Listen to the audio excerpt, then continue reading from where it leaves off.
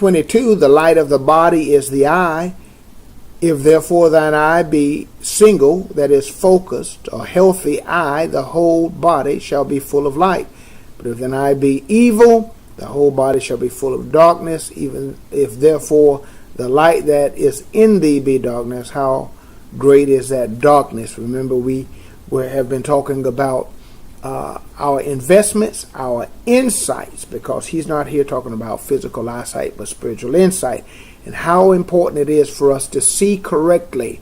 And our eyes, or what we see with our eyes, our spiritual eyes, of course, is determined by the condition of our hearts. And this all has to do with our treasures and how we store, or where we store our treasures, and how we see our treasures.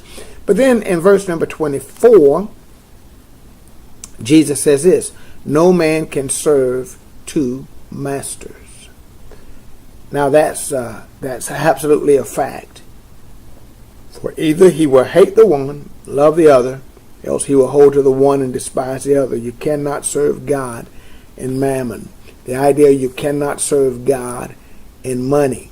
Now, if the Lord is your master, money won't be your master. If the Lord is your master, money won't be your master. Now, do you know people whose money really possess them?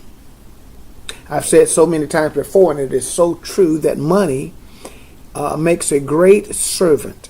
Oh, how we can use money to serve us, to be a blessing to other people, to really be a help to other people. That's exactly precisely what money is to be used for, to be a servant. But while it makes a great servant, it makes a terrible master.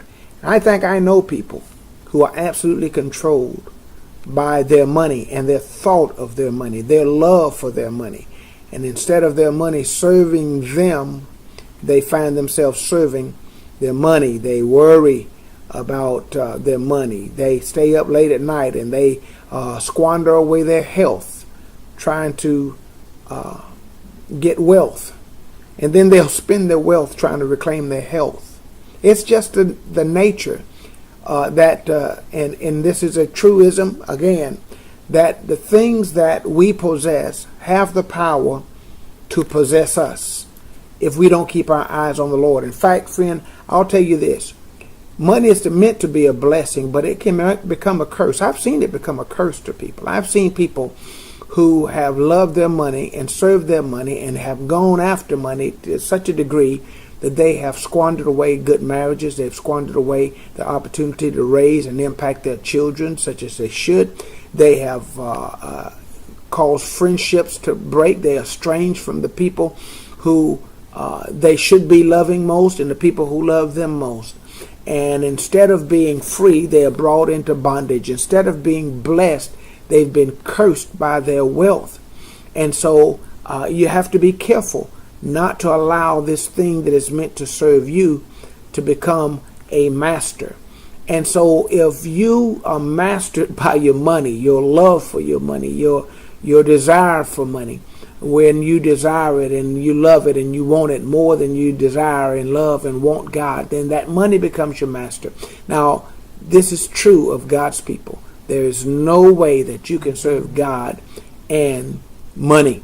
And so Jesus says this, and you can't walk in two directions at the same time. Your eye can't focus on two things at the same time. You can't live for two worlds at the same time. So he talks about the issue of investments. Where am I storing? He talks about the issue of insight. How am I seeing? And then here in this passage here that we just read, verse 24, the question is, who am I serving? And you think about this. This is a question of integrity. It's really a question about integrity. Do I have a united heart?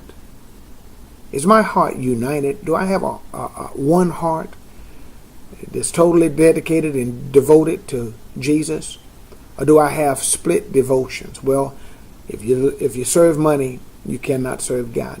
If money is your Lord, then Jesus can't be your Lord. And so that's a question of integrity. And it's a question that we all have to ask ourselves and answer. Just who am I serving, or what am I serving? You cannot serve God and money. Well, we'll be back tomorrow, and we'll continue in this chapter, in chapter number 6 of Matthew. All right? God bless you. We look forward to seeing you then. Bye-bye.